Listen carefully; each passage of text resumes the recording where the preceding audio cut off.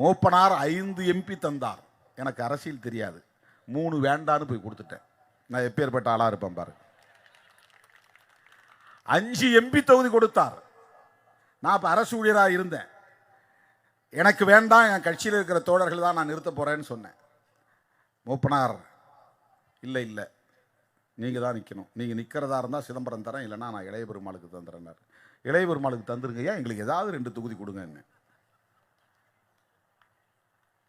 அப்புறம் என்ன பேசி முடிவு பண்ணாங்க தெரியல. நீங்கள் தான் நிற்கணும் அப்படின்னா நீங்கள் அரசு பணியை ராஜினாமா பண்ணணும், அது பண்ணுறது ரொம்ப சிரமம், என் மேலே ஒரு என்கொயரி நடந்துக்கிட்டு இருக்குதுன்னு நான் சொன்னேன்.